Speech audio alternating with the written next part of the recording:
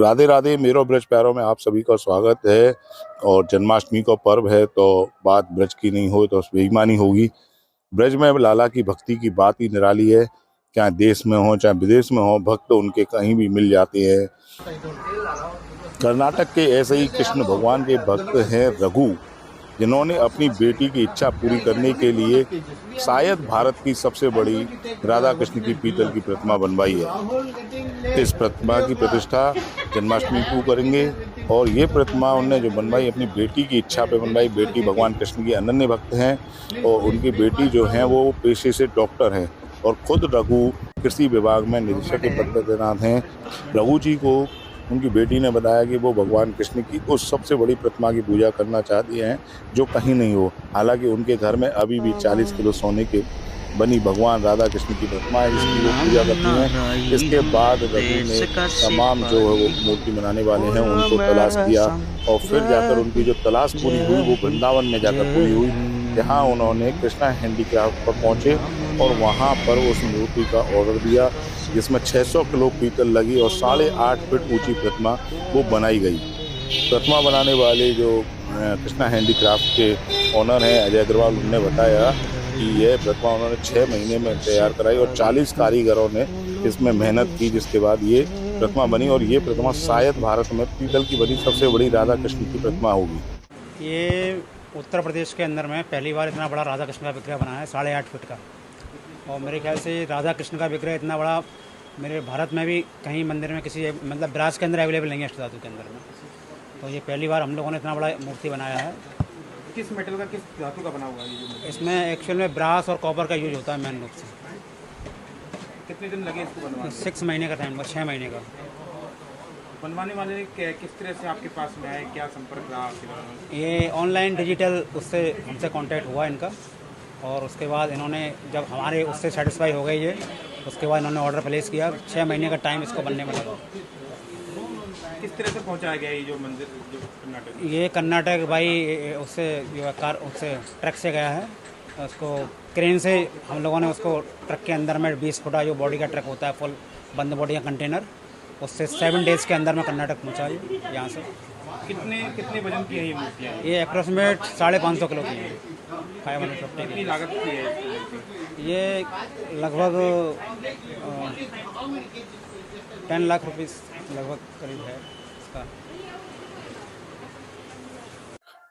प्रतिमा जब बनकर तैयार हुई तो रघु ने उसको देखा और देख करके अभिभूत हो गए और उस प्रतिमा को फिर क्रेन के जरिए ट्रक में रखा गया। ट्रक से फिर उसे कर्नाटक भेजा गया है। अब यहाँ तक तो बात हुई प्रतिमा बनने की, लेकिन अब बात करते हैं भक्ति की। प्रतिमा जब कर्नाटक पहुंच गई तो रघु फिर वृंदावन आए और उनके लिए पोशाक, श्रृंगार और सारा सामान खरीदा यहाँ से और फिर उसे लेकर फ्लाइट से तत्काल वापस बेंगलोर गए, जहाँ वह जन्माष्टमी पर उस प्रतिमा की प्राण प्रतिष्ठा करेंगे।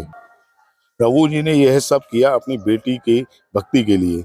बेटी जो भगवान कृष्ण की अनन्य भक्त है, हमने आपको पहले भी बताया, और उनकी जो बेटी हैं उनकी इच्छा थी कि वह भगवान कृष्ण और राधा की उस प्रतिमा की पूजा करें जो भारत में शायद सबसे बड़ी हो।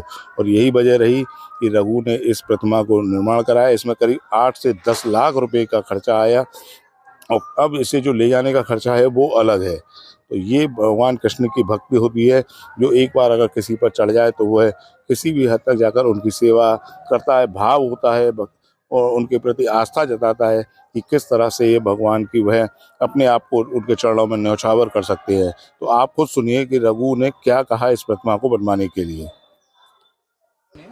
My name is Raghu. Where are you from? I am from Kolar district, Bangalore, Karnataka state. Okay, so what have you ordered from the Vrindavan? Vrindavan. Yeah, Vrindavan I want to buy deities, dresses for them, ornaments for them, Ganti mala, whatever related devotional service related items we are used to buy from our Rahul.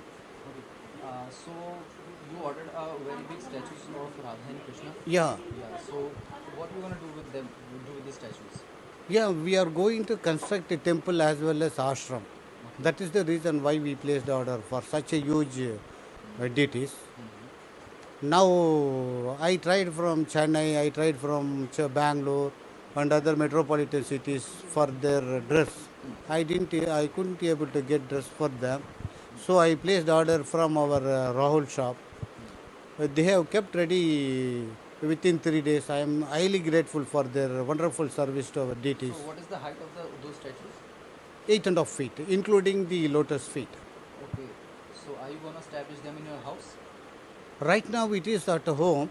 We have performed prana pratishtha, everything. Performed, I mean, All the pujas. not puja, abhishek.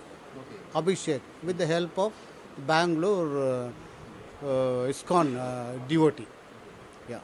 So on Janmashtami, what you are going to do?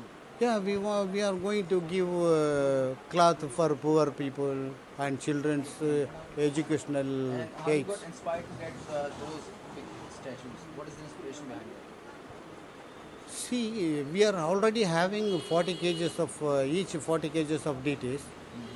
We feel that, we believe that, we hope that they are living with us. We are not treating them as a deities in our life. So that is the reason. One day my daughter said that they are going to give darshan in a bigger forum, so we want to buy big statues. That is the reason why we placed order and we bought it. That's all. And what you do? We are going to keep it. We are going to construct a temple as well as ashram. And what's your work profile? Yeah, I am a assistant director of agriculture. Some ऐसी ही अलौकिक जानकारी के लिए आप मेरो ब्रज प्यारो को subscribe करें, लाइक करें और ज़्यादा से ज़्यादा इस वीडियो को शेयर करें। मेरो ब्रज प्यारो इंग्लिश में है MEROBRAJPYARO। इसी को सब्सक्राइब करें, लाइक करें और आगे हमें सुझाव भी दें कि हम इसमें और क्या बेहतर कर सकते हैं और किस तरह से आपको ब्रज की जो तमाम जानकारियां हैं, ब्रज की जो विविधता है, ब्रज की जो अलौकिकता है, ब्रज में जो भक्ति है, उसको आप सबके सामने हम ला सकें। राधे राधे।